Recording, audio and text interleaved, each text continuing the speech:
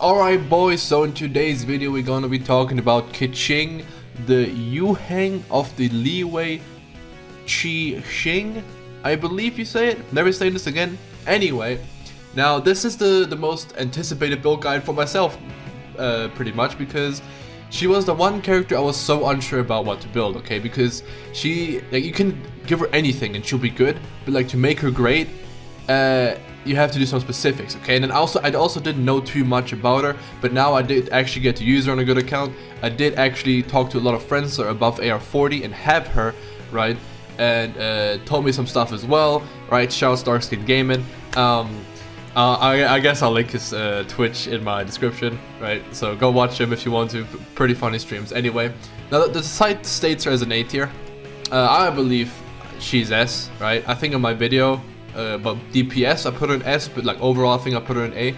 But she's an S. She's actually nuts, okay? You just have to build her the right way, right? She's a sword user, which is the only thing I don't like about her. I wish she was a great sword user, but it doesn't really fit her kit, does it? Now, anyway, we're gonna, like, for the most part, ignore her like abilities. We're gonna talk about her passives and her constellation, okay? But mostly her passives, and then her basic stats, because there's something important there as well. Now, when you ascend her the first time to level 40, you get a great passive, right? Her makes her insane, okay? Within 5 seconds of recasting Sterile Restoration, while a lightning stiletto is present, Keqing's normal and charge attacks are converted to electro damage. Now this has a 7.5 cooldown, so you're almost pretty much all the time you're going to do electro damage with your swings, right? Now the second passive she has is unlocked as Ascension 4. And when she casts Starward Sword, her ultimate, right, which she can actually get really quickly because it's just an energy cost of 40 seconds, and she generates energy pretty quickly. When casting Starward Sword, Keqing's crit rate is increased by 15%, and her energy recharge is increased by 15%. This lasts for 8 seconds. And honestly, in Abyss or in like harder domains, this is going to be up almost all the time, okay? So you have to just look at her with a added 15% energy recharge and 50% crit rate, right? Which now, let's talk about her basic stats. When you ascend her, I don't know if they have it on the side. Oh no, they don't. When you ascend her, she gets extra crit damage, and it's not nothing, right? It's a lot of crit damage you get from just ascending her, okay? So like other characters, for example, like let's say Razor, when you ascend him, he gets physical damage increase, right? Or I think like Kaya gets energy recharge or something like that. Right, the main character gets attack.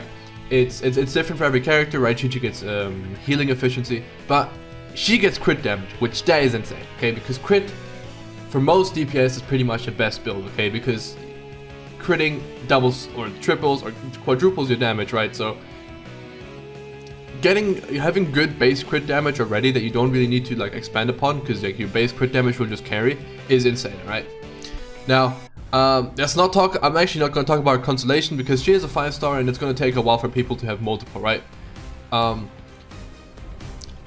for the most part, let's just talk about the first one. Casting Cell Restoration while Lightning Stiletto is present causes Keqing to deal 50% of her attack as AoE electro damage, right? There's nothing like that changes her build, right? This is just elemental particle. This is just increasing the damage. And we're not going to talk about like 4, 5, 6, right? If you have 4, 5, 6, you don't need to watch this video. You can just, I don't know. Like, honestly, like, what is wrong with you? Anyway, now, this site, Genshin GG, actually mentions only the Gladiator set as the set you want to run on her, okay? Because I disagree, but we'll get to that in a second, right? They say you want to have attack, electro damage, and attack on the free pieces, okay? Which I also very much so disagree. And for swords, we'll talk about in a second too. I actually disagree with both of these swords, right? Lion's Roar is good, but we'll talk about it, right? Now, I actually for once made something on Photoshop for this, okay? It's nothing crazy, right? I didn't go all out. I just made something casual, okay? This is not mine. This is official artwork, okay? Now, let's talk about her artifacts, right? Since that's what I disagree with the first. Now, artifact-wise, there's a lot you can do, okay? This combination up here is, I believe, the best one. It gives you 15% electro damage bonus, and then it gives you 12% crit rate. Now, what you want to have on the pieces is crit rate, attack, okay? Because that way you'll have about like 60% crit rate, and you'll have immense attack, right? You'll have stupid amounts of attack, but you also get a 50% damage, electro damage bonus, which not only increases her skill damage and her ultimate damage, but because like we established earlier, almost all her swings are going to cause electro damage. You're going to increase her normal attack damage by 15% as well, in addition to that, right? Plus having a higher attack stat and everything is good. Now, these three are all solid options, right? Martial Artist is really good as well. First of all, it just gives you 15% attack for increased damage for charged and normal attacks, right? And then also this one works really well with her because after using elemental skill, increase normal attack and charge attack damage by 25% for 8 seconds. Now you're always gonna have this pretty much, right? It's like this one, but no increase in the elemental skills, right? So you can actually go to 4-piece for Martial Artist. I actually think it's really good. And these two, you know, they're good on every sword user, right? The Braveheart, I think, is a kind of underrated actually. I think it's actually a lot better than what people make it out to be. But for the most part, you know, you can run any of these three. I believe this is the best one though, because you want to, like, if she has this crit damage, this innate crit damage, you want to build her crit rate, or like give her a lot of crit rate, just so she can have that extra, like, can make use of that insane substat. Okay, now there's also something else, which is you can also run the electro damage bonus and then run a Martial Artist here, or a Gladiator's or Braveheart here, right? As long as that one has like good crit rate substats, right? And you don't think you need the 12%. You can run 2 pieces, and if they in total combine to more than 12%, then that's fine. And like at the end, pretty much you want to make sure you're sitting at like 60 plus crit rate. Okay, if you can make that happen, and while maintaining like a decent attack stat, you're set. That's good, right? You're gonna do insane damage. Now let's talk about weapons. There's a lot. Now, I actually forgot to put this one on, right? But let's just say Lion's Roar, right? Increased damage against enemies affected by Power Electro by this much. You're always gonna have people affected by Electro with her because of her abilities. So this is also a viable sword, right? I forgot to put it on there. Anyway, now let's start with the big hitters, okay? The 5-star sword obviously is gonna be great on her. It gives her energy recharge, which not too big of a fan of, but you know, as we know, especially if you have your Ascension 4, this is actually not that bad. Okay, now it increases movement speed, increases attack speed, increases the damage of normal and charge attacks hits by 20% after using an elemental burst. And because you have energy recharge, and because of the way she gets 15% extra energy recharge from just casting your ultimate at Ascension 4, you're pretty much always gonna have this buff up, right? 12 seconds, that's the same cooldown for her ultimate. So you're always gonna have this buff up, and it's a really good buff, okay? I don't believe this is the best sword. I'm just saying that if you have the sword and you're like, I want to use my 5-star sword because, you know, it's gonna have insane base attack stat, then go use it, okay? Now, different sword, which I believe is a little better because it gives you crit rate, so when you go to artifacts, you don't have to run the Berserker, but you can run any of these as a second set. It's going to be the Black Sword, okay? Now, the Black Sword is a free weapon. Okay, you get it from the Battle Pass right now, and it gives you crit rate and increases damage dealt by normal and charge attacks by 20%. Boom, right?